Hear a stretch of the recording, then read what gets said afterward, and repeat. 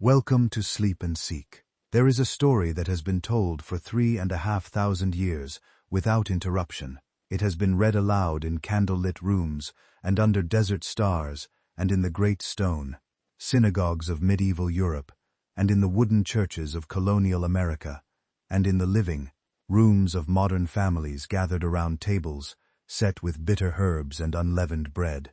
It is the most frequently referenced event in the entire Old Testament, cited over 120 times in the texts that follow it, as though the writers could not stop returning to it, could not quite believe it had happened, and needed to say it again and again to make it real. It is the story of a man named Moses, of a people in chains, of a river and a basket and a burning bush, and 10 plagues that fell on the most powerful civilization of the ancient world, and of a journey through a wilderness that lasted 40 years and ended in a land that had been promised before any of them were born. Tonight, slowly, in the way that big stories deserve to be told, we are going to follow that story from the beginning. We are going to walk through what the ancient texts say, what archaeologists have found in the sand and stone of Egypt and the Sinai and the Levant, where the evidence is solid and where it remains genuinely uncertain, and what it means that this story has persisted, told and retold, for longer than almost any other narrative in human history. Get comfortable. There is no need to hold anything tightly tonight. The story will carry itself. To understand Moses, you first have to understand Egypt. Not the Egypt of the imagination, the golden Egypt of movie screens and tourist photographs, the Egypt of impossibly perfect temples gleaming in perpetual sunshine, but the real Egypt, the Egypt of the second millennium before the Common Era, which was simultaneously one of the most magnificent and one of the most brutal civilizations the ancient world had ever produced. By the time the story of Moses begins, Egypt had already been a unified kingdom for more than 1,000 years. The pharaohs of the New Kingdom period, the dynasty that most scholars associate with the Exodus story, ruled over an empire that stretched from the banks of the Euphrates River in the north to the fourth cataract of the Nile in forts past. In courting, they commanded armies of professional soldiers and charioteers. They organized agricultural surpluses that could feed hundreds of thousands of people. They built in stone on a scale that no other civilization had yet attempted, monuments so massive that they are still standing 4,000 years later, still the largest stone structures ever erected by human hands. And they used labor, enormous, organized, merciless quantities of human labor. The Egypt of the New Kingdom was built on the backs of workers who had no choice in the matter, foreign captives taken in military campaigns, prisoners of war, indentured servants who had fallen into debt, and groups of foreigners who had drifted into Egypt during periods of famine and found themselves gradually, generation by generation, absorbed into the labor machinery of the state. The ancient Egyptian word for these workers was apiru, a term that appears in numerous administrative records and military dispatches from the period, and scholars have long noted that the word bears a striking resemblance to the word Hebrew. Whether the apiru of Egyptian records and the Hebrews of the biblical account are the same people is a question that has generated decades of academic debate, but the connection has never been dismissed entirely. The city of Avaris is where many threads of this story begin to converge. Avaris was located in the northeastern region of the Nile Delta, in an area the ancient Egyptians called Goshen, which is precisely the region where the Bible says the Israelites settled when Joseph brought his family to Egypt generations before Moses was born. For much of modern history, Avaris was a name in texts, a place that could be read about but not touched. Then, in the 1960s, an Austrian archaeologist named Manfred Bietak began excavating at a site in the eastern Nile Delta known as Tel el Daba. What he found there, over the following decades, became one of the most significant and most debated discoveries in the entire history of biblical archaeology. Bietak and his team uncovered the remains of an enormous city, a city that had once been the largest urban center in the ancient world, with a population estimated at around 240,000 people at its peak. The architecture of this city was not Egyptian. The pottery was not Egyptian. The burial practices were not Egyptian. Everything about it pointed to people of Semitic origin, people from the region of Canaan and the Levant, the same region from which the biblical patriarchs had come. The excavations revealed housing styles consistent with Canaanite construction, food storage silos, unlike anything in native Egyptian settlements, and perhaps most strikingly, a conspicuous absence of pig bones in the refuse heaps. Pork was a common dietary staple in Egypt. Its absence at Avaris is one of the pieces of evidence suggesting the inhabitants observed some form of dietary restriction that excluded it, which is consistent with what we know of ancient Israelite and broader Semitic dietary practice. The most astonishing discovery at Tel el-Daba came when Bietuk's team excavated a large residence that showed signs of having belonged to someone of enormous wealth and status, someone elevated far above the ordinary inhabitants of the city. The residence included 12 large underground tombs and a pyramid-shaped structure, a style of monument that was used in Egypt almost exclusively for royalty or for those who had achieved the very highest levels of power in the court.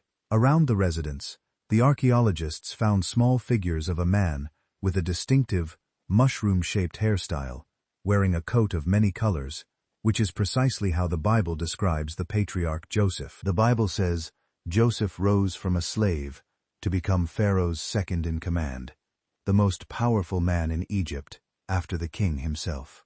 What Bietuk found at Avaris was a residence that could only have belonged to someone of that extraordinary status, someone Semitic in origin, living at the heart of Egyptian administrative power, and living in Goshen, exactly where the Bible says Joseph settled his family.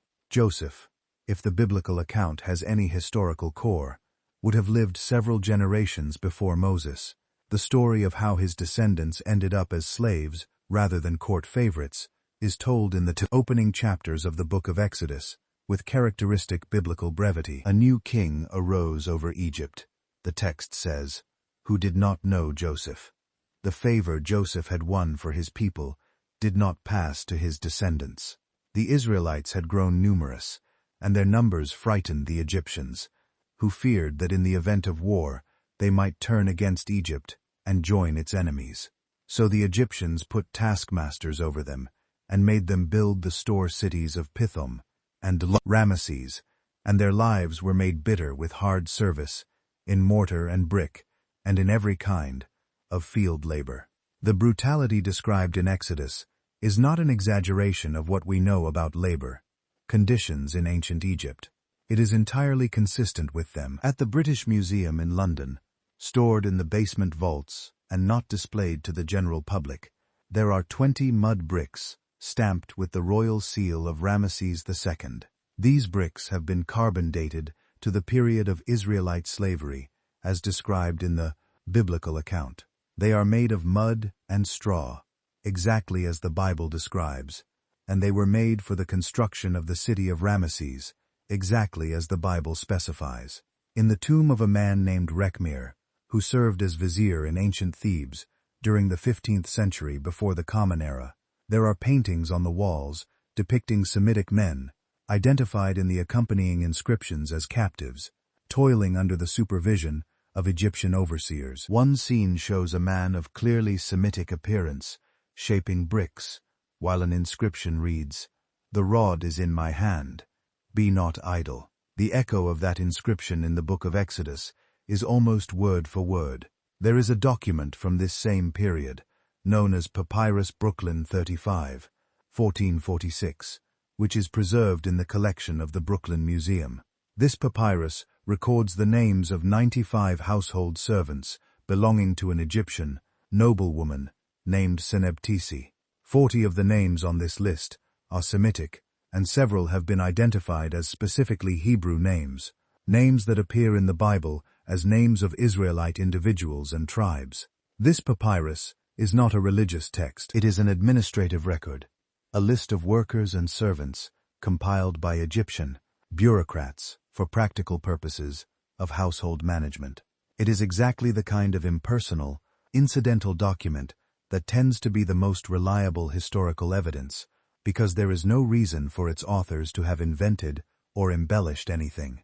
And it places people with Hebrew names in Egyptian household service during precisely the period when the Bible says the Israelites were in Egypt. Now we come to the man himself. Moses enters the biblical narrative as a child already marked for death. The Pharaoh, fearing the growing numbers of the Israelite population, had decreed that every Hebrew boy born was to be thrown into the Nile and drowned. A Levite woman gave birth to a son and hid him for 3 months. When she could no longer conceal him, she made a basket of papyrus reeds, sealed it with bitumen and pitch, and placed the child in it, among the reeds at the bank of the Nile. His older sister stood at a distance to see what would happen. The daughter of Pharaoh came down to bathe, saw the basket, and had it brought to her. When she opened it, she found the child crying, and she took pity on him. This child, whom she named Moses, a name derived from the Egyptian word Missi, meaning son, would be raised as a prince of Egypt, educated in the court of the Pharaoh, trained in everything that Egyptian civilization had to offer, and yet never fully belonging to the world into which he had been adopted. The name Moses is itself a piece of evidence worth pausing on. It is not a Hebrew name. Its root is Egyptian, and the element Messi, or Mose, was one of the most common components in Egyptian royal names. Thutmose means son of Thoth. Amosi means son of Ah. Ramos means son of Ra. Moses, in this linguistic context, appears to be a fragment of a longer Egyptian name, a name with a divine element that was either lost or deliberately removed, leaving only the word meaning son. The Bible's explanation that the name comes from the Hebrew word meaning drawn out of water is what linguists call a folk etymology, a story constructed to explain a name rather than an accurate account of the name's actual origin. The fact that Moses carries an Egyptian name and that the biblical text contains numerous other Egyptian loanwords and technical terms that are authentic to the period is one of the pieces of evidence that suggests the Exodus account has a genuine historical core, even if the scale and details are disputed. Moses grows up in Pharaoh's household. He sees an Egyptian beating a Hebrew slave, kills the Egyptian, and flees into the desert of Midian to escape punishment. He marries, has children, and becomes a shepherd, living a quiet life far from the world of palaces and power. And then one ordinary day on the slopes of a mountain called Horeb, he sees a bush that burns without being consumed. A voice speaks from the fire, identifying itself as the God of Abraham, the God of Isaac, the God of Jacob, the God of the slaves his people have become. And Moses receives a commission that he spends the rest of his life carrying out. Go to Pharaoh and tell him to let my people go. The confrontation between Moses and the Pharaoh is one of the most dramatic narratives in all of ancient literature. Moses, equipped with nothing but a wooden staff and the authority of a god that the Egyptians did not recognize, stands before the most powerful man in the world and makes a demand. The Pharaoh refuses, and then the plagues begin. The 10 plagues of Egypt are described in the book of Exodus with remarkable specificity. Blood filling the Nile, frogs covering the land, lice and insects, the death of livestock, boils, hail mixed with fire, locusts so thick they darken the sky, 3 days of darkness, and finally, the death of every firstborn in Egypt, from the firstborn of Pharaoh to the firstborn of the prisoner in the dungeon, and the firstborn of every animal.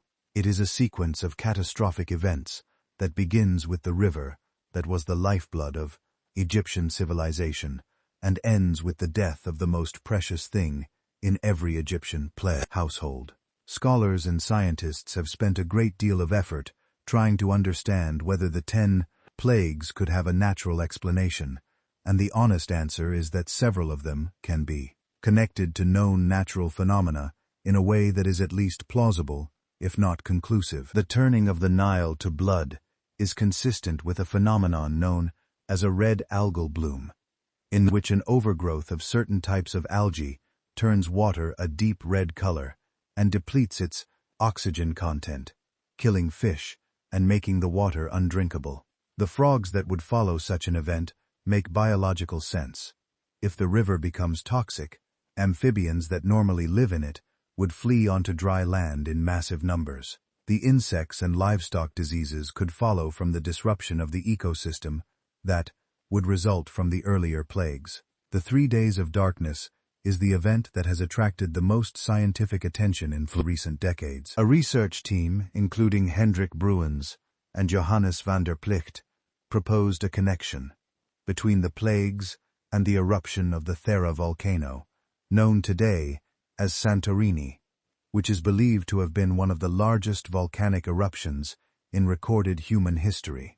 The Thera eruption produced a pyroclastic cloud so massive that it could, according to climate modeling, have plunged parts of the eastern Mediterranean into extended darkness. This eruption is now dated by various methods to sometime between 1650 and 1500 before the Common Era, which overlaps with some chronological estimates for the Exodus. The connection is not proven, and other scholars disagree with the dating and the proposed causal chain. But it is the kind of scientific engagement with the text that has continued to generate new findings and new debates, keeping the question of the Exodus's historical basis genuinely alive in academic circles. The final plague, the death of the firstborn, is the one for which no natural explanation has been fully satisfying, and it is also the one that produced the ritual of Passover, the feast that the Bible commands the Israelites to celebrate as a memorial for all generations. On the night of the final plague, the Israelites were instructed to slaughter a lamb, mark their doorposts with its blood, and remain inside their houses while the angel of death passed through Egypt. Every house marked with blood was passed over. Every house without the mark suffered the loss of its firstborn.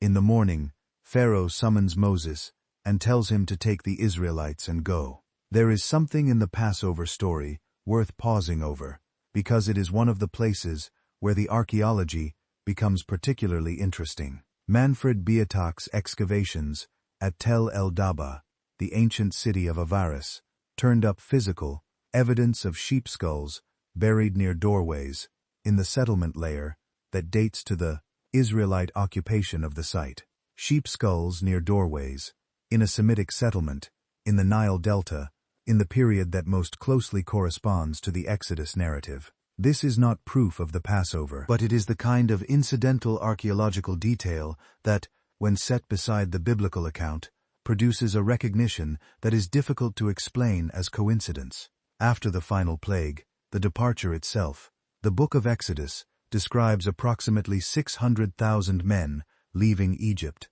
which would imply a total population of the departing Israelites, including women and children, of perhaps 2 million or more. This is the number that has caused the most difficulty for scholars trying to assess the historical basis of the Exodus.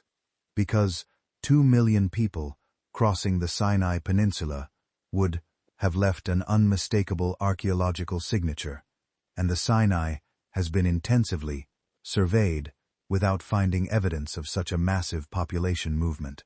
Israeli archaeologist Zay Ev Herzog stated bluntly in a 1999 newspaper article that the Israelites were never in Egypt, did not wander in the desert, and did not conquer Canaan in a military campaign, basing his conclusion largely on this absence of Sinai archaeological evidence. But the question of the numbers is worth examining more carefully, because the Hebrew word used in Exodus for the 600,000 men is a word that can be translated as thousand, but that in ancient usage sometimes meant something closer to a clan or a military unit rather than a times precise numerical count. If the 600,000 refers to 600 clan units rather than 600,000 individual men, the actual number of people involved could be dramatically smaller, in the range of a few thousand to perhaps 20 or 30,000, which is a population that could cross the Sinai without leaving the kind of archaeological evidence that would survive. 4,000 years of desert winds and erosion. A small group of nomadic people moving through a desert leave almost nothing behind. A fire, a few broken pottery shards, some footprints in sand that has long since shifted. The absence of massive archaeological evidence in the Sinai does not prove the Exodus did not happen. It may simply mean that the scale of the departure was smaller than the text's numbers suggest, or that what evidence did exist has been erased by time. The Merneptah Stele is the piece of evidence that anchors the story most firmly to history. Merneptah was a pharaoh of the 19th dynasty of Egypt, who ruled in the late 13th century before the Common Era. He erected a large stone inscription, now housed in the Egyptian Museum in Cairo, celebrating his military victories. The stele mentions numerous peoples and places that he claims to have defeated or subjugated, and partway through the list, carved in stone by an Egyptian royal scribe who had no reason to invent the reference, appears the name Israel. The stele reads, "Israel is laid waste. Its seed is no more." This is the earliest known mention of Israel in any ancient document outside the Bible itself, and its date, approximately 1208, before the Common Era, tells us something important. By that date, Israel already existed in Canaan as a recognizable people significant enough for the Egyptian king to boast about having fought them. That means the Exodus, whatever its historical form, must have taken place before this date, giving a rough outer boundary for the chronology of the story. Working backward from the Merneptah Stele and combining that with other chronological evidence from the Egyptian records and the internal chronology of the Hebrew Bible itself, most scholars who believe in a historical core to the Exodus story place it somewhere between the 15th and 13th centuries before the Common Era. The two most commonly proposed pharaohs of the Exodus are Thutmose III, if an early date is accepted, and Ramesses II, the famous Ramesses the Great, if a later date is preferred. Both are plausible. Both have problems. Both have advocates in the scholarly literature. Ramesses II is perhaps the more widely known candidate in popular culture, partly because his name appears in the biblical text itself as the name of one of the cities the Israelites built, and partly because the long reign of Ramesses, who ruled for 67 years and built more monuments than almost any other pharaoh, fits certain details of the biblical narrative. But there is a chronological problem with Ramesses as the pharaoh of the Exodus, which is that the Merneptah Stele, carved by his son and successor Merneptah, describes Israel as already settled in Canaan within just a few years of Ramesses' death. If the Exodus happened under Ramesses, and if the Israelites then spent 40 years wandering in the wilderness before entering Canaan, the timeline becomes very difficult to make work, given how soon after Ramesses' death Merneptah was claiming to have fought Israel in Canaan. The alternative chronology,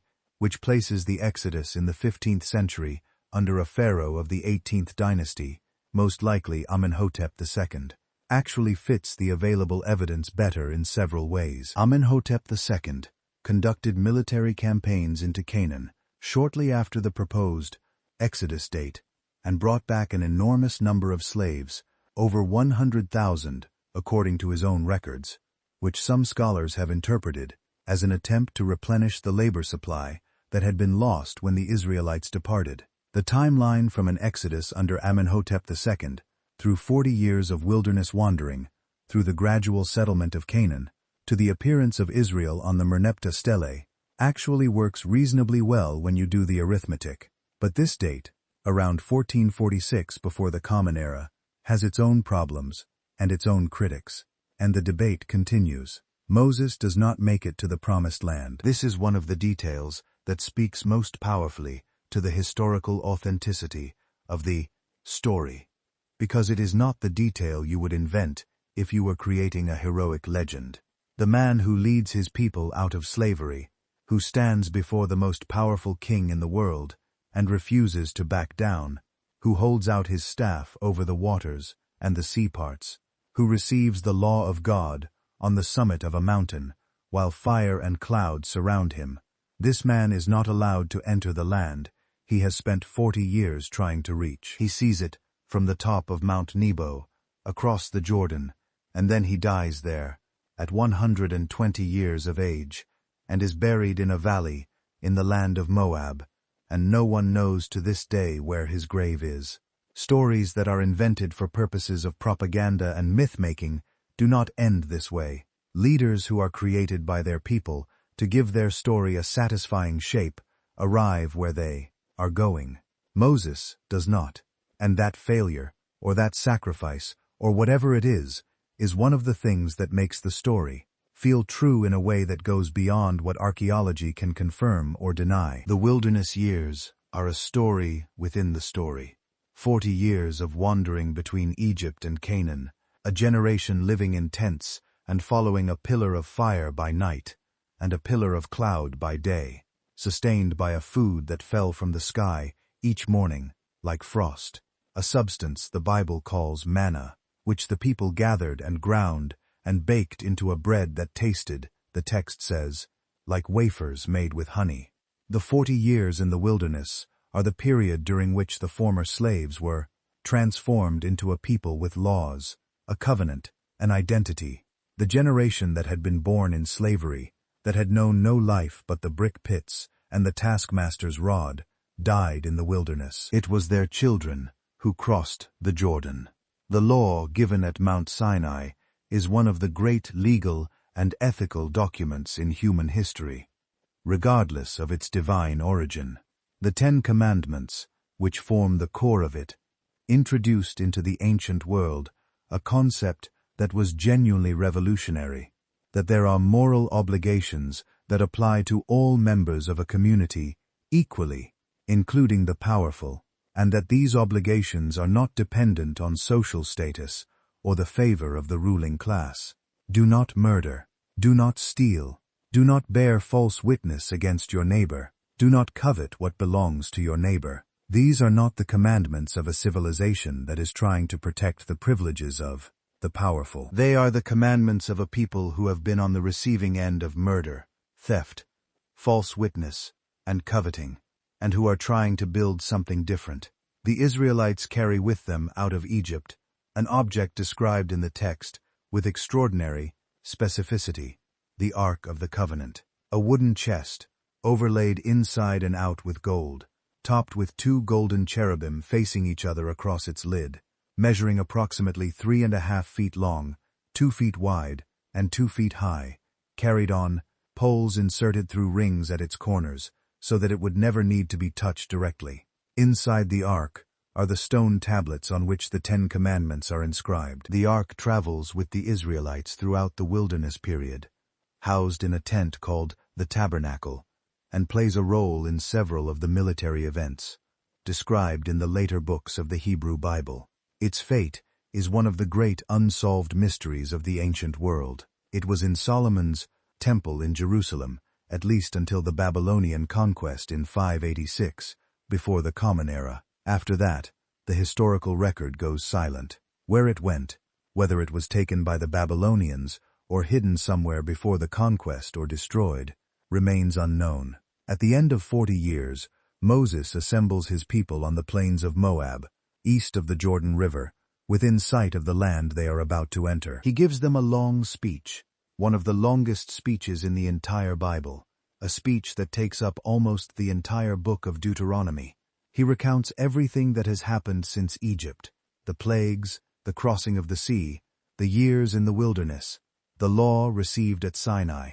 He tells them what will be required of them in the land they are entering. He warns them of what will happen if they forget the covenant they have made. And then, when the speech is done, he climbs Mount Nebo and looks out over the Jordan toward the west, toward the land of Canaan, stretching all the way to the Mediterranean, and he can see it, but he cannot enter it, and then he dies. The Bible says that no one knows where Moses was buried. It says that God buried him, and that his grave has never been found. It is a strange detail for a text to include, the admission that the tomb of the founding figure of an entire civilization is unknown and unfindable. Other ancient cultures went to great lengths to mark and preserve the graves of their heroes. The Egyptians built pyramids for their kings. The Greeks built hero shrines. The fact that the Hebrew text does not claim to know where Moses is buried, that it admits openly to this gap in the record, is itself a kind of evidence. It suggests that the memory being preserved is a genuine memory rather than a constructed one. What are we to make of all of this? What does the total weight of the evidence, the linguistic evidence, the archaeological evidence, the documentary evidence, the internal coherence of the narrative, tell us about the historical status of the Moses story? The honest answer is that it tells us the story has a historical core. The Merneptah Stele is evidence that the exodus from Egypt, led by Moses, took place in the 15th century BC, as the biblical data indicates. Taken together, the discoveries indicate that the accounts of Moses and the Exodus are based in real history. While not the proof beyond a shadow of a doubt that many seek, they provide circumstantial evidence that can lead one to reasonably conclude that the people of Israel were slaves in Egypt at the time the Bible indicates. The specific details that can be checked archaeologically, the presence of Semitic people in the Nile Delta, the Hebrew names in Egyptian administrative records, the mud bricks of Ramesses, the sheep skulls near doorways, the authentic Egyptian loanwords in the Hebrew text, all these point toward a story that is rooted in real events, even if the scale and some of the details may have been shaped by the long process of retelling that all oral traditions undergo before they are written down. What cannot be confirmed archaeologically is not necessarily false. It may simply mean that the evidence has not yet been found, or that the scale of the historical event was smaller than the scale of the narrative, or that 4,000 years of desert winds and Nile floods and human construction have buried or erased whatever physical traces once existed. Absence of evidence is not the same as evidence of absence, and the fact that scholars and archaeologists continue to dig, continue to find new things, and continue to argue about what those things mean, is itself a sign that the question is not closed. The story of Moses has outlasted every civilization that surrounded it. Egypt itself, the empire that tried to destroy the Israelites and failed, was conquered by Persia, absorbed by Greece, ruled by Rome, occupied by Arabs, colonized by Ottomans, and administered by the British, and through all of it, the Passover was celebrated each year by the descendants of the people who had been slaves in Goshen, retelling the story of Moses and the plagues and the crossing of the sea. That persistence is itself a form of evidence, not the kind that archaeologists can measure, but the kind that speaks to something in the story that generation after generation of people have recognized as true in some essential way, regardless of what any particular stratum of sand in the Nile Delta may or may not contain. Somewhere under the eastern delta, there may be more evidence waiting. The excavations at Tel el-Daba continue. New dating technologies continue to refine our understanding of when specific layers were deposited. Ancient DNA analysis is beginning to be applied to the skeletal remains found at sites like Avaris, which may eventually tell us more about where those people came from and who their descendants were. The story of Moses and the Exodus is not closed. It is still being written, slowly, in the language of archaeological reports and laboratory analyses and academic journals, by scholars who are still digging through the same sand that covered Avaris for 3,000 years before Manfred Beatok knocked on its door. The night is quiet now. The questions that the Moses story raises about history and memory and faith and the way that communities preserve the stories that formed them are questions that do not resolve into simple answers. They are the kind of questions that you can sit with in the dark and let turn slowly, like a stone in a stream, wearing smooth over time. The burning bush does not need to be explained to be meaningful. The parted waters do not need to be confirmed to carry weight. And Moses, whoever he was, whatever the exact historical contours of his life, remains one of the most fully realized human beings in all of ancient literature. Afraid, reluctant, argumentative, deeply flawed, and utterly unable to stop carrying the burden that was placed on him in the desert near the mountain of God. He did not want the job. He argued against it. He said he was not a good speaker. He said the people would not believe him.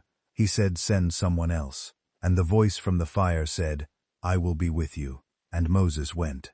The stones of Egypt still stand, stamped with the seals of the pharaohs who commanded their making. The papyrus records of the household servants still lie in museum cases, their Hebrew names legible after 4,000 years. The Merneptah Stele still stands in Cairo, its inscription still readable, its mention of Israel still the oldest external confirmation of that people's existence.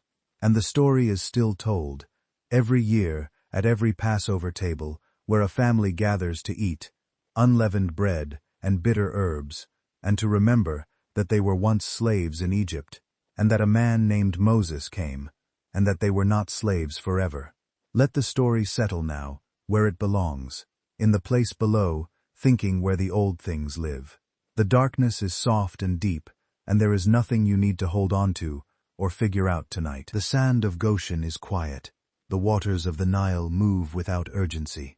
And somewhere, in a valley in the land of Moab that no one has ever found, Moses rests, as he has rested for 3,000 years, and the land he could see from the top of the mountain is still there, and the story he carried is still being told. Sleep well. The morning will come when it comes. Until then, rest, sleep, and seek. Thank you for being here tonight. Before the quiet fully settles, there are threads in the Moses story that deserve to be followed a little further, because they connect what happened in the deserts of the ancient Near East to discoveries that continue to be made right now, in laboratories and at excavation sites, by people who have devoted their working lives to understanding what actually happened in that narrow corridor of land between Egypt and Canaan 3,500 years ago. One of those threads involves the route of the Exodus itself. The Bible describes the Israelites leaving the city of Ramesses and traveling to a place called Sukkoth, then to Etham, on the edge of the wilderness, then being redirected away from the road through the Philistine country, which the text says God avoided deliberately because the people might lose heart if they had to face war. Immediately after leaving Egypt, they traveled instead toward the Red Sea.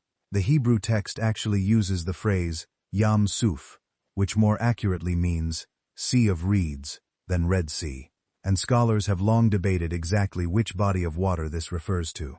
The Red Sea proper is hundreds of miles from the Nile Delta, but there are several large, shallow bodies of water in the Isthmus region between Egypt and the Sinai, including what were historically known as the Bitter Lakes, that would have been accessible to a group leaving from the Delta region, and that could more plausibly be described as a sea of reeds.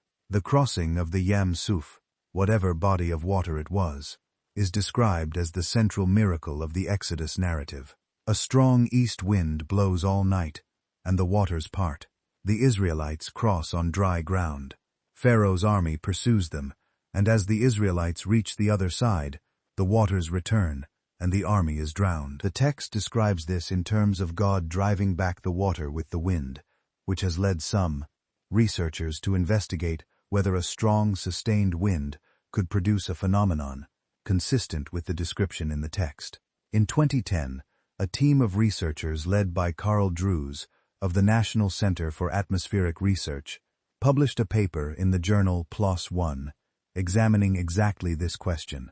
Using computer modeling of wind and water dynamics in the region, they found that a sustained wind of moderate strength, blowing from the right direction over the shallow waters of certain areas in the northern Sinai, could in principle push back enough water to create a temporary land crossing before returning once the wind stopped. The paper was careful not to claim this as a proof of the biblical miracle, and Drews himself noted that a wind event of this kind would need to be interpreted within its context. But the physics of the scenario was shown to be plausible in a way that pure supernaturalism does not require, and pure naturalism does not exclude. It is the kind of finding that sits in the interesting middle ground where the ancient and the modern begin to speak to each other. Another thread involves the journey through the wilderness. The 40 years of wandering in the desert are sometimes treated as an obvious impossibility, as though no one could survive in the Sinai wilderness for that length of time. But the Sinai is not the empty, uninhabitable void that the word desert conjures in modern imaginations. It has oases, it has springs and seasonal watercourses. It has grazing land, particularly in its central and southern highlands, where Bedouin people have lived for thousands of years, sustaining flocks of sheep and goats on resources that are invisible to the passing traveler, but perfectly legible to someone who knows where to look. A community of several thousand people with herds of animals could survive in the Sinai, moving between seasonal grazing areas and water sources in the way that nomadic pastoralists have always survived in difficult terrain. The manna that the Bible describes, the substance that fell from the sky each morning and sustained the Israelites through their desert years, has also attracted scientific attention. Several researchers have identified a natural phenomenon that could correspond to the biblical description. A species of scale insect, known as Trebutina manipara, lives on tamarisk trees, which are found throughout the Sinai, and secretes a sweet, honey-like substance that falls from the branches and solidifies in the desert air during the night, collecting on the ground in small white granules that melt in the heat of the day. Local Bedouin communities have harvested this substance for centuries and call it man. It matches the biblical description in remarkable detail. It appears in the morning. It is sweet. It melts in the sun, and it cannot be stored overnight without spoiling. Whether this natural phenomenon is what the Bible is describing as a miraculous provision is ultimately a matter of interpretation rather than archaeology. What is clear is that the phenomenon is real. The mountain of Sinai, the place where Moses receives the law, is one of the most disputed locations in the entire Exodus narrative. The traditional identification, accepted since Byzantine times, places Mount Sinai at a peak in the southern Sinai Peninsula, now known as Jebel Musa, the Mountain of Moses, which has been the site of Christian pilgrimage since at least the 4th century of the Common Era. A monastery called St. Catherine's has stood at its base for 1,500 years and is still inhabited by Greek Orthodox monks today. But various scholars and researchers have proposed alternative locations for the biblical Sinai, ranging from other peaks in the central Sinai to locations in the Hijaz region of modern Saudi Arabia, based on different interpretations of the geographical clues in the text and the physical characteristics described for the mountain, including the ability of the people to camp at its base and the dramatic volcanic phenomena associated with God's appearance. The Ipuwer Papyrus is another document that has been drawn into the discussion of the Exodus. This Egyptian literary text, preserved in a single copy, now housed in the National Museum of Antiquities in Leiden, in the Netherlands, describes in vivid and lamentable terms a period of social chaos and natural disaster in Egypt. It describes water turned to blood, unable to be drunk. It describes famine and disease and the death of livestock. It describes a great darkness.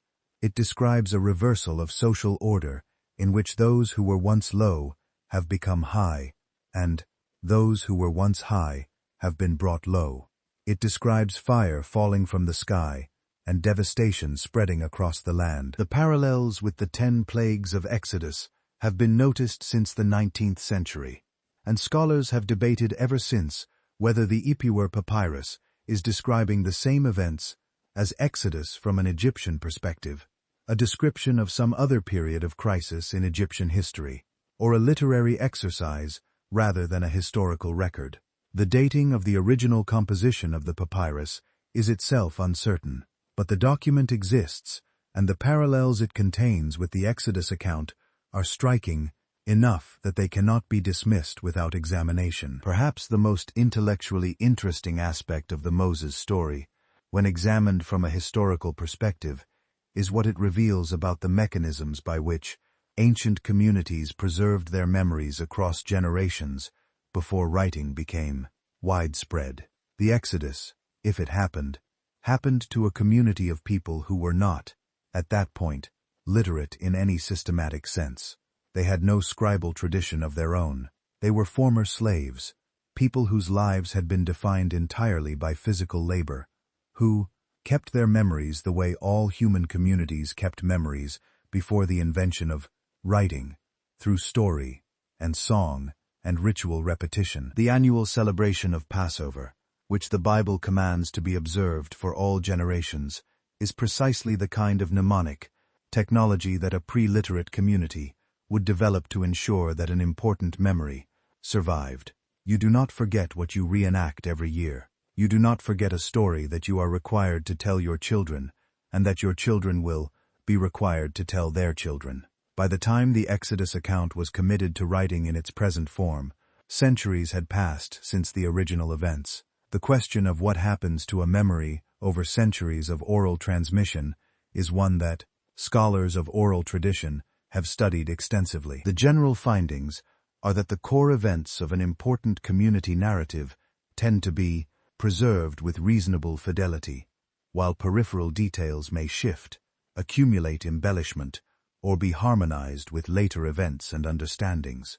This is consistent with what we find in the Exodus narrative, a core story of slavery in Egypt, a leader named Moses, a dramatic departure, and a journey through the wilderness that ends in Canaan, supported by archaeological and documentary evidence in its broad outlines, surrounded by details whose historical status ranges from plausible to uncertain to clearly theological nature. The figure of Moses himself, regardless of what can be confirmed or denied about the specific events of the Exodus, stands as one of the most compelling characters in all of ancient literature, precisely because of his complexity and his reluctance. He does not want to be a leader. He argues with God repeatedly. He loses his temper and strikes the rock when he was told to speak to it, and this single act of frustrated impatience costs him the right to enter the promised land. He carries the complaints of an ungrateful people for 40 years, people who repeatedly say they wish they had stayed in Egypt, where at least they had food, people who build a golden calf the moment his back is turned, people who question his authority at every turn. He loves them anyway, or feels responsible for them anyway, which in the circumstances amounts to the same thing. When God threatens to destroy the entire people after the golden calf incident and start fresh, with Moses alone, Moses argues God out of it, defending the very people who have just demonstrated such profound faithlessness. That is not the behavior of a myth.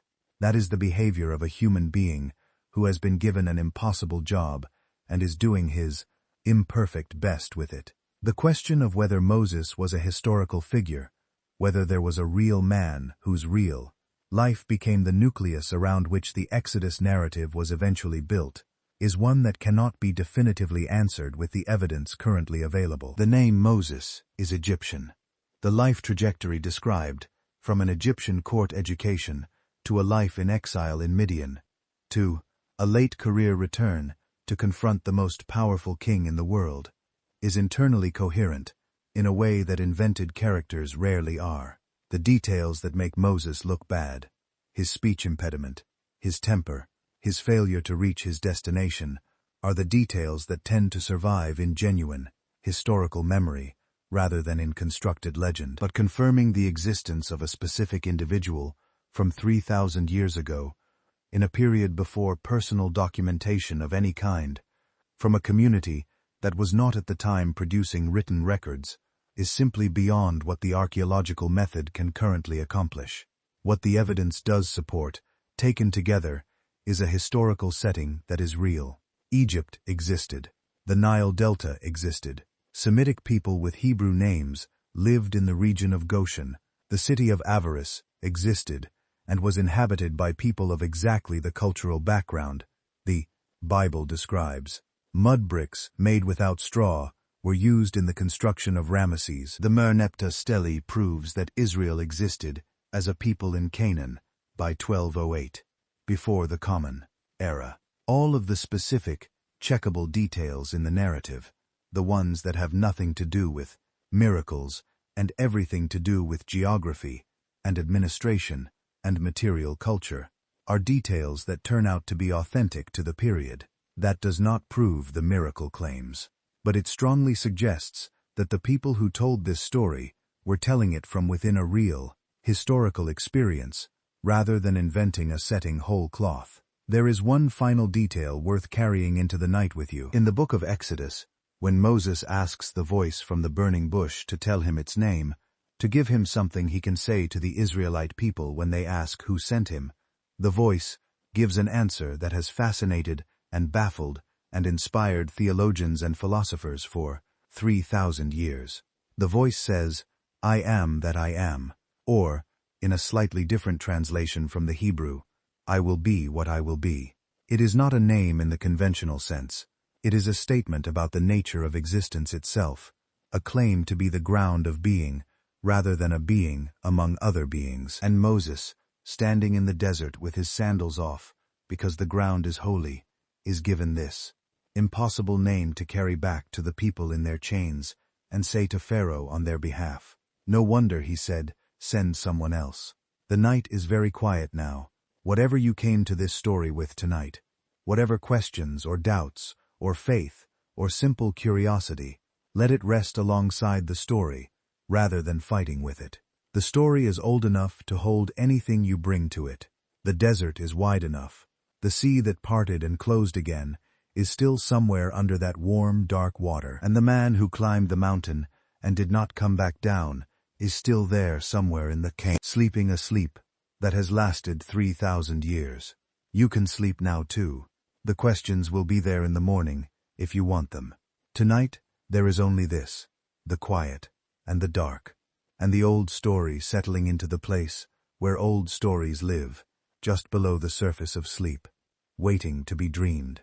Good night. Sleep and seek. There is still more of this story worth telling before the night closes fully, and it lives in the places that most retellings of the Moses story never reach. It lives in the details of what the ancient Egyptian world actually looked like from the inside, in what a slave's day consisted of, in what the Nile Delta smelled like in the summer, and what the Sinai looked like at dawn, in the specific texture of the world that Moses moved through and that the Israelites escaped from. Big stories have a way of floating above their settings, becoming abstract and universal. But the Moses story is not abstract. It is as particular as mud brick and sheep blood and bitter herbs, and the particularity is worth sitting with. Imagine the city of Ramesses at its height. The city of Ramesses, known in Egyptian as Per Ramesses, or the House of Ramesses, was built by Ramesses II as his capital, his showcase, the statement of his power made in stone and mud brick on a scale that no Egyptian king before him had attempted for a new construction. The site chosen for it was in the eastern Nile Delta, in the same region where the earlier city of Avaris had stood and where the descendants of Jacob were living when the enslavement began. The choice of this location was not random. The Delta was the most agriculturally productive region in Egypt, well watered by the multiple branches of the Nile, close to the trade routes that connected Egypt to Canaan and Syria, and strategically positioned for military campaigns into the north and east. Per Ramesses, at its peak, covered an area of several square miles and housed a population estimated at over 250,000 people. It contained 4 great temples, one to each of the major gods of the Egyptian pantheon. It contained warehouses stocked with grain and military equipment. It contained chariot parks where horses were stabled and maintained for the royal army. It contained administrative buildings where the pharaoh's officials kept the records, wrote the papyrus dispatches, and managed the labor quotas that kept the whole enormous machine running. And it contained, in the brickyards and on the construction sites, thousands of workers whose daily reality was completely defined by the quota they had to meet by the end of each day. The quota system in ancient Egyptian labor management is documented in several papyri from the relevant period. Workers were assigned a specific number of bricks to produce each day, a number that had been established by the administrators based on what the maximum productive capacity of a worker was believed to be. Meeting the quota was not optional. Failing to meet it brought consequences, the wooden rod of the overseer being the most immediate and the least severe of them.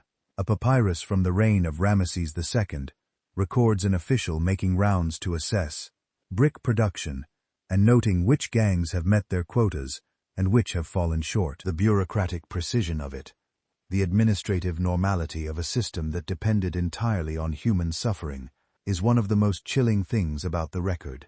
The brick yards were located near the Nile, because the clay for brickmaking came from the riverbank, and the straw used to bind the clay was a byproduct of the agricultural activity along the river. The process of brickmaking was physically demanding and performed in the heat of the Egyptian summer, which in the Delta region regularly reaches temperatures that would be considered dangerous by modern health and safety standards. Workers would mix the clay and straw with water, pack it into wooden molds, turn out the formed bricks, and leave them in the sun to dry. This process was repeated hundreds of times a day, every day, by people who had no particular reason to expect it to change. And then the passage in Exodus where Pharaoh instructs the overseers to stop providing straw to the workers while keeping the brick quota the same takes on its full weight, because you understand exactly what that means in practical terms. The workers have to find their own straw, scattered in the fields from the grain harvest, gathering it in the time that was already allocated to brickmaking, without any reduction in the number of bricks they are expected to produce. It is a specifically cruel administrative decision. Cruel in the particular way that only a bureaucracy can be cruel, impersonally, systematically, without malice, and therefore without limit. It was into this world that Moses returned after 40 years in Midian. He was, at that point, an old man. The text says he was 80 years old when he stood before Pharaoh, which in the ancient world, where life expectancy was dramatically lower than it is today, would have made him ancient. He had spent his youth in the palace and his middle years in the desert, and now he was back in the city where he had grown up, the city his people had built, walking through the streets toward a meeting that he did not feel qualified for, with a king who had every reason to have him killed. The confrontation between Moses and Pharaoh is described in Exodus as a series of encounters spread over days and weeks, punctuated by the plagues. Pharaoh agrees to let the people go after each plague, and then changes his mind when the plague lifts. This pattern, the hardening of Pharaoh's heart as the text repeatedly describes it, has been interpreted in many ways. Theologically, it is understood as God keeping Pharaoh resistant in order to demonstrate the full range of divine power through the sequence of plagues.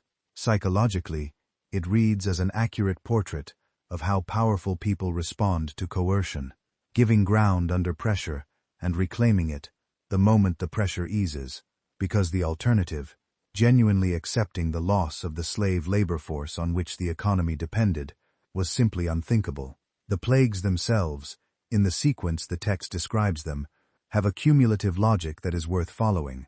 They begin with the river, the source of all life in Egypt, and make it undrinkable. They move through the landscape, affecting first the water, and then the land, and then the animals, and then the bodies of the people themselves. They culminate in an attack on the most personal and irreplaceable thing any person possesses, their child. The sequence moves from the environmental to the personal, from the public to the intimate, from the external world to the interior of each Egyptian household.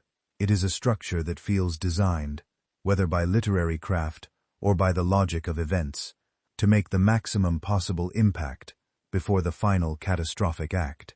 The night of the final plague is described in Exodus with a quietness that makes it more frightening than any of the preceding events. There is no storm, no fire, no visible agent. Moses tells the people what is coming and what they must do to be protected from it. Kill a lamb, mark the doorposts with its blood, eat the meal in haste with sandals on and staff in hand, ready to leave. and then the night passes. And in the morning, there is not a house in Egypt without someone dead. Pharaoh, whose own son has died, sends for Moses and Aaron in the night and tells them to go. Get out, take your people and your animals and leave. And the Egyptians, the text says, urged the Israelites to hurry, pressing them to leave before any more of them died. And the people left so quickly that they did not have time to let their bread rise, which is why unleavened bread is eaten at Passover to this day. The image of unleavened bread is one of the most beautifully specific details in the entire narrative. It is not a detail invented for theological purposes.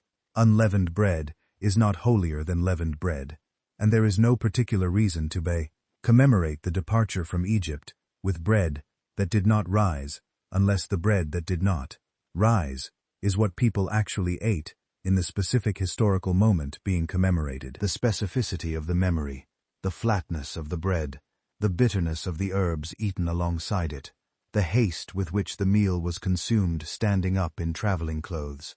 All of these details have the texture of a real memory, rather than a constructed symbol. The departure is described as happening at night and in the early morning.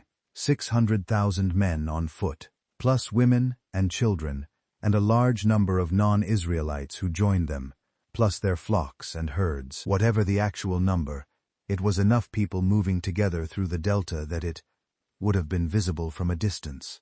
A column of people and animals stretching back along the road, raising dust, moving with the particular urgency of people who have just been told to go and are not sure how long the permission will last. Pharaoh changes his mind again. He assembles his chariot corps and pursues them. The chariots of the Egyptian army in this period were the most technologically advanced military vehicles in the world, capable of moving at speeds that no foot soldier could match, carrying archers whose range and accuracy gave them an overwhelming advantage over infantry in open terrain. The sight of the chariot corps of Egypt coming up behind the departing Israelites, their horses raising a cloud of dust visible on the horizon, their bronze armor catching the sunlight, must have been one of the most terrifying things that the people in that column had ever seen. They had left so suddenly, with so little, carrying only what they could take in a night. They had nowhere to go. The sea was in front of them. The army was behind them. And then the wind came. The text says, a strong east wind blew all night, and the waters were divided. And the Israelites went into the midst of the sea on dry ground, with the waters forming a wall on their right hand and on their left.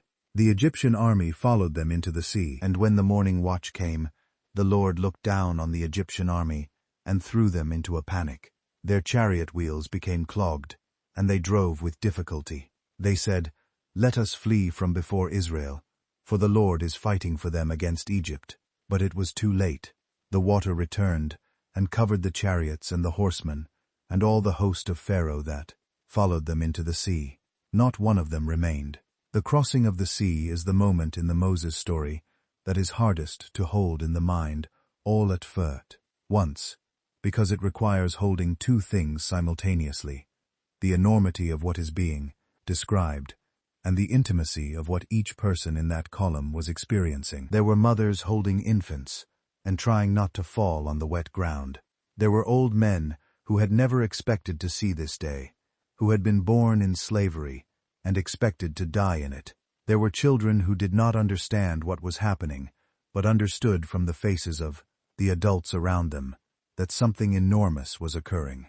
There were people who had known nothing but the brickyards and the overseer's rod, and now they were walking through a corridor of dark water, with the stars above them, and the sound of the wind, and the sea around them, and an army behind them, that, if the story is true, was about to cease to exist. And when they reached the other side, the text says, Moses and the Israelites sang a song. It is one of the oldest pieces of poetry in the Hebrew Bible, believed by many scholars to predate the prose narrative around it, preserved in its archaic form because it was so important to the community that it could not be altered. The song celebrates what has just happened in the specific, particular language of people who were there and cannot quite believe it. I will sing to the Lord, for he has triumphed gloriously. The horse and his rider he has thrown into the sea. And Moses' sister Miriam, the woman who had watched the basket in the reeds when Moses was an infant, took a tambourine in her hand, and all the women went out after her, with tambourines and dancing. And Miriam sang the response, "Sing to the Lord, for he has triumphed gloriously. The horse and his rider he has thrown into the sea." It is a very human moment.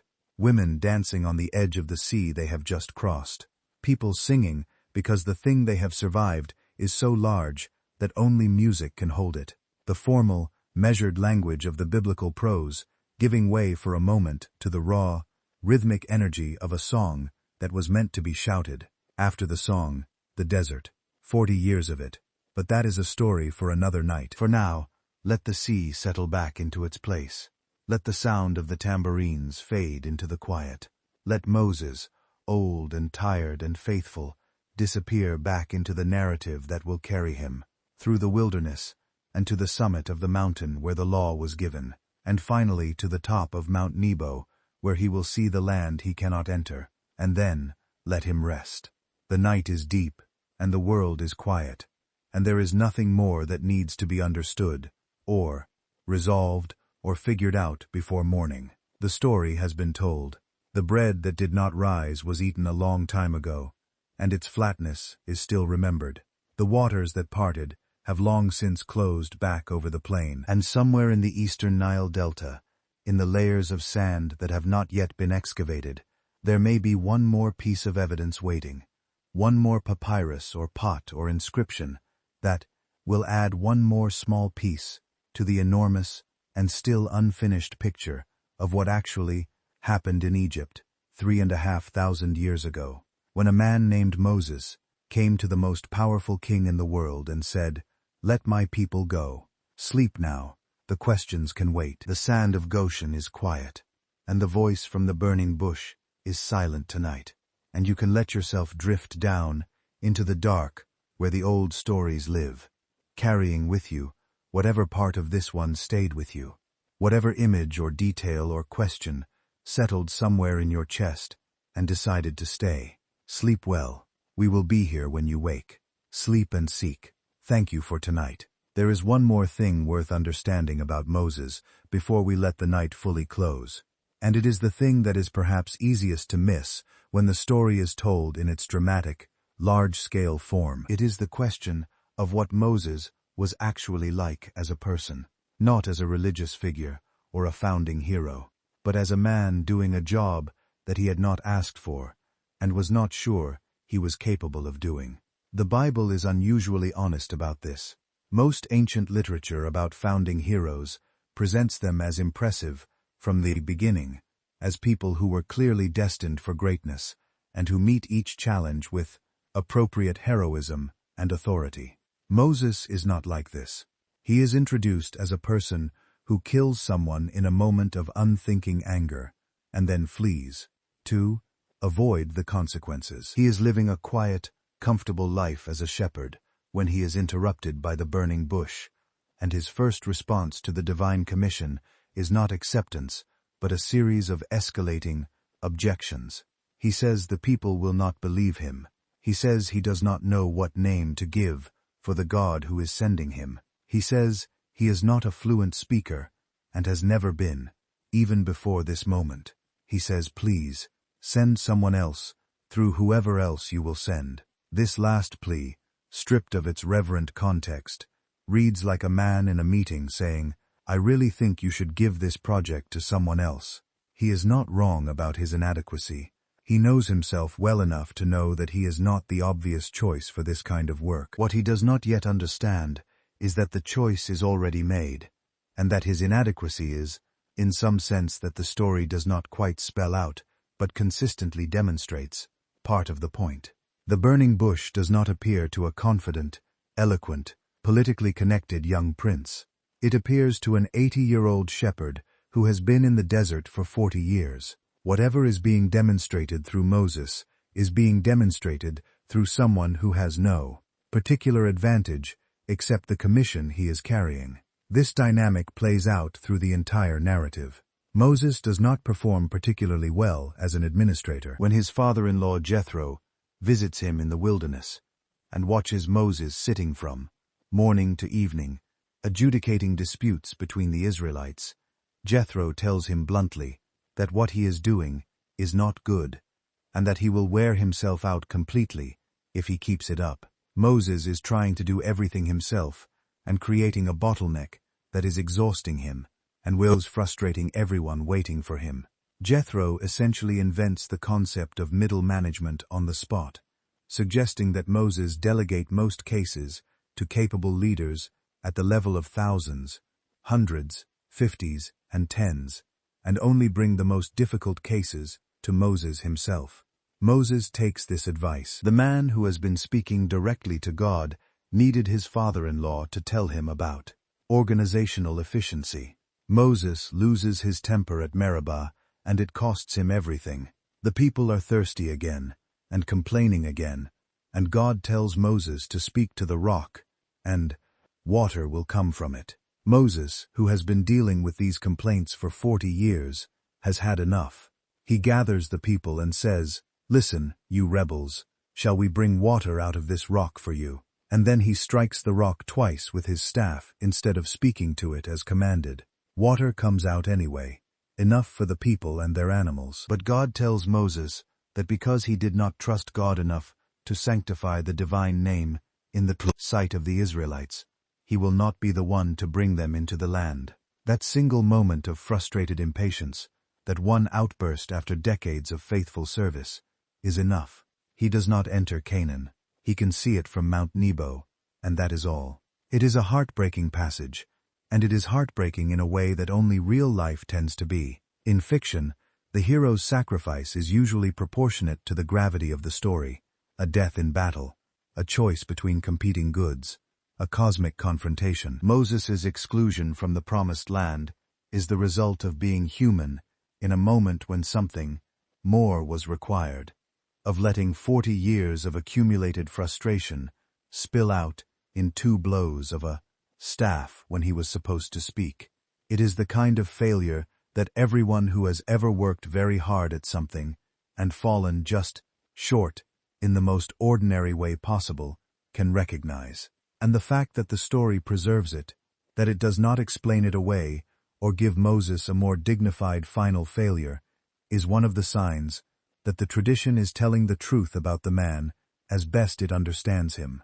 The last glimpse of Moses in the biblical text, before his death on Mount Nebo, is the long speech recorded in Deuteronomy. He stands before the assembled people of Israel and speaks to them for what amounts to an entire book. He tells them again what happened in Egypt. He tells them again what happened at Sinai. He tells them again what is required of them. And running through the whole speech is a quality that is recognizable as love, the sometimes frustrated, sometimes desperate, always persistent love of someone who has been responsible for a group of people for a very long time, and who is about to leave them to manage on their own for the first time. He is trying to give them everything they will need. He knows it will not be enough. He tells them anyway. When Moses finishes speaking, he goes up from the plains of Moab to Mount Nebo, to the top of Pisgah, which is opposite Jericho. And God shows him all the land, from Gilead to Dan, from Naphtali and Ephraim and Manasseh, from the Negeb and all the territory from the valley of Jericho, the city of palm trees, to Zoar. This is the land that was promised to Abraham and Isaac and Jacob.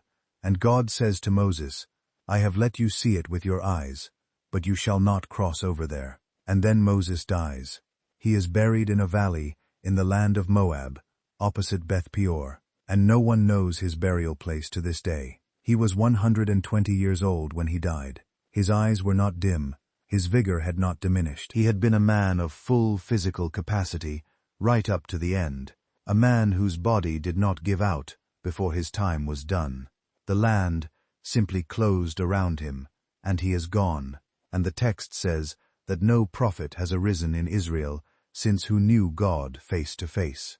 The people mourned Moses for 30 days on the plains of Moab, and then Joshua, son of Nun, was full of the spirit of wisdom, because Moses had laid his hands on him, and the Israelites obeyed him, and did as the Lord had commanded Moses. And the story moves on, as stories do, carrying the people forward, toward whatever came next. But Moses stays on the mountain. 3,000 years of history have passed since that burial in the valley opposite Beth Peor, and no one has ever found the grave. Armies have marched across that land. Empires have risen and fallen over it. The Romans built roads through it. The Crusaders fought over it. Ottoman administrators mapped it.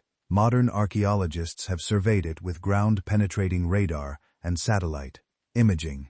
And the grave of Moses, if it exists in the physical world at all, has never been identified. Perhaps this is as it should be. A grave gives a story a fixed point, a place that can become a shrine and a destination, and eventually a commercial enterprise, a place where the man can be reduced to his remains. The lack of a known grave keeps Moses in motion, keeps him belonging to the story rather than to any particular piece of ground. He is on the road. He is in the text. He is in the unleavened bread and the bitter herbs. He is in every asking of the question, who will speak for the people who have no voice? He is in the answer that keeps coming back across the centuries. Not me. I am not qualified. I am not eloquent. I am not young. I am not the right person for this. Send someone else. And the answer to that answer, the answer that has kept the story alive for 3,500 years, remains the same as it was from the burning bush. I will be with you. The night is very deep now. Somewhere in the Sinai, the stars are extraordinary, as they must have been when the Israelites camped beneath them in the wilderness. And the silence is the same silence that surrounded the mountain where Moses received the law. And the darkness is the same darkness that was over the deep before the first light came. You do not need to carry any of this into sleep with you. The story is old enough to hold itself. Moses is already resting on his mountain, the land visible from the summit, and beautiful, and the long work finished, and everything he was trying to protect, still alive, and still moving forward in the world. Let your breath slow. Let the images soften and dissolve. The brickyards are silent. The sea has been still for 3,000 years. The burning bush burned without being consumed, and is still burning somewhere in the deep memory of the tradition, and its light is gentle enough to sleep by. Good night. The morning will come when it comes. Sleep and seek. Before sleep comes fully, there is one more dimension of the Moses story worth settling into, because it connects the ancient world we have been exploring to something that continues to shape the modern world in ways that are easy to overlook.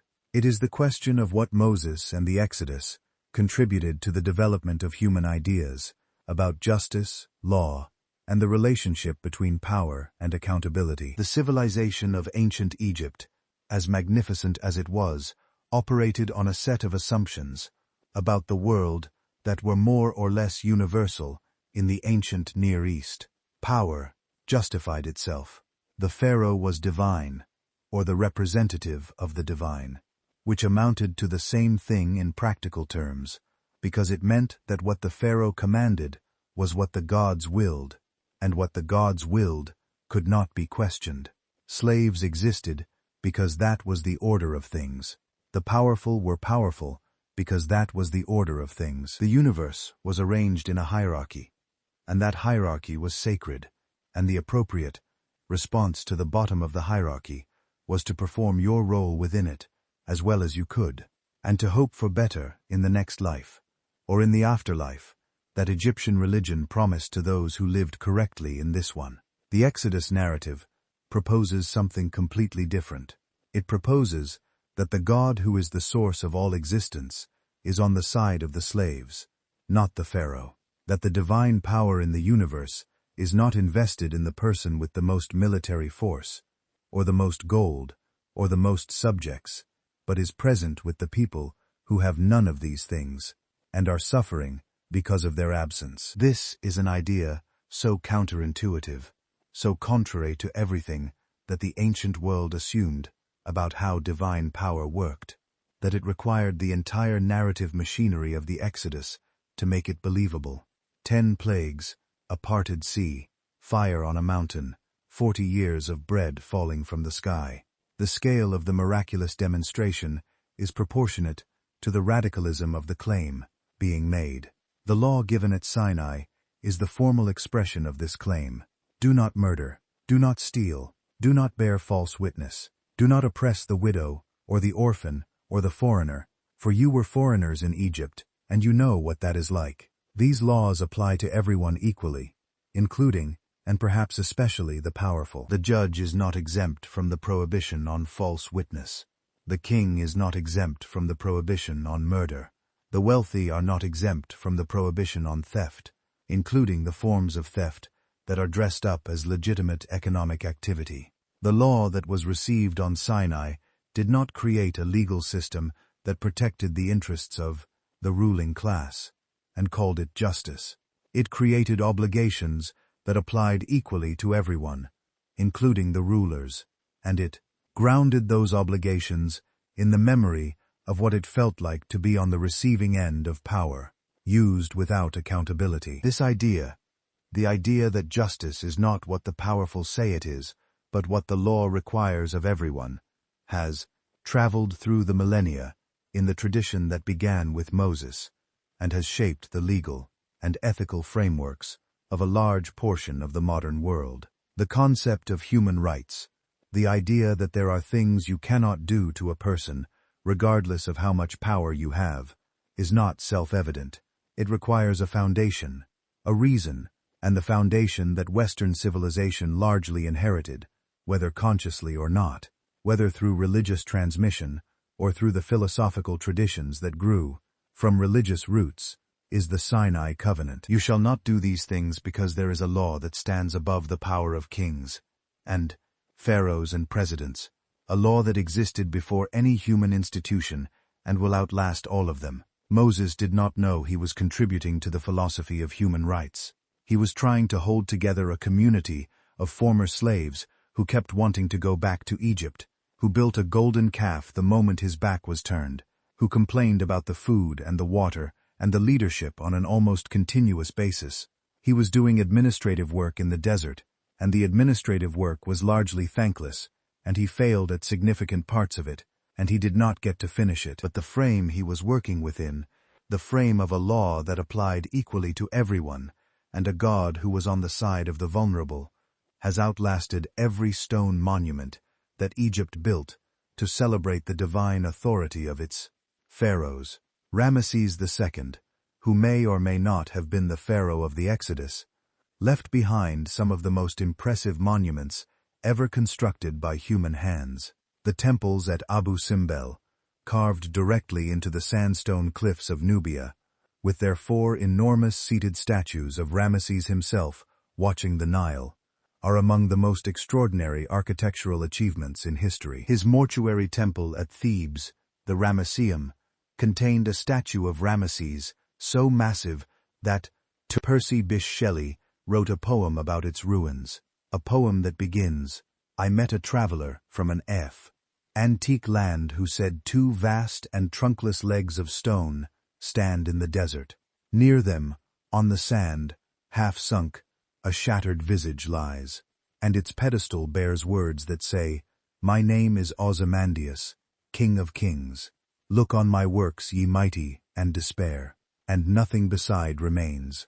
Round the decay of that colossal wreck, boundless and bare, the lone and level sands stretch far away.'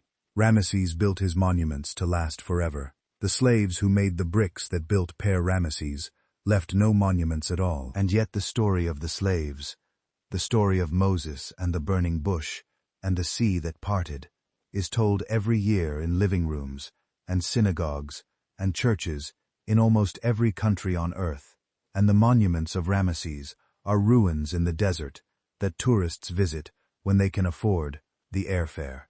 The record of history is full of these inversions, and the Moses story is perhaps the most dramatic of them. The Passover Seder, the annual ritual meal through which Jewish families tell the Exodus story to their children, is one of the oldest continuously observed religious ceremonies in human history. The order of the meal, the Seder, which is the Hebrew word for order, has been observed in, essentially its current form for at least 2,000 years, and in earlier forms for much longer. The youngest child at the table asks 4 questions, beginning with, "Why is this night different from all other nights?" And the adults tell the story. The slavery, the plagues, the departure, the years in the wilderness, the law at Sinai. And each participant at the table is instructed, not merely to hear the story, but to understand themselves personally as having been freed from Egypt, not their ancestors, themselves. The memory is supposed to be immediate and personal, not historical and distant. You were a slave in Egypt. You were brought out with a mighty hand and an outstretched arm. You crossed the sea. You received the law. This insistence on the present tense of the memory is one of the most sophisticated things about the tradition, because it prevents the Exodus from becoming merely a historical curiosity, a thing that happened once long ago to other people.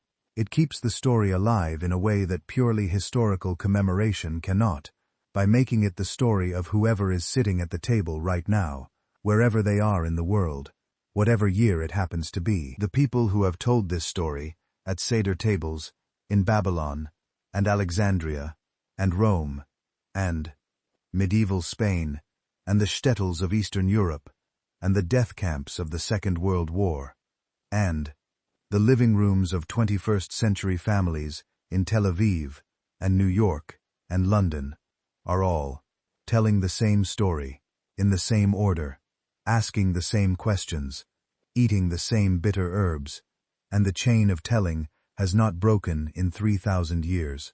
That chain is itself a kind of archaeological evidence, not the evidence of potsherds and papyrus and carbon dating, but the evidence of a living tradition that has survived everything the world has thrown at it, that has been told by people who were themselves in slavery, and by people who were free, by people who believed every word of it literally, and by people who understood it as metaphor, by people who found in it comfort, and by people who found in it challenge, and by all of them across all the centuries it has remained recognizably the same story, with the same shape and the same meaning, and the same insistence that the God of the universe is on the side of the people with no power. The night is completely quiet now. Whatever else may be uncertain about the historical Moses, whatever the archaeologists have not yet found and may never find, the fact that the story he carried is still being told, still being asked about, still being debated and examined, and reimagined and retold in every language on earth, is not uncertain at all. That is visible. That is measurable.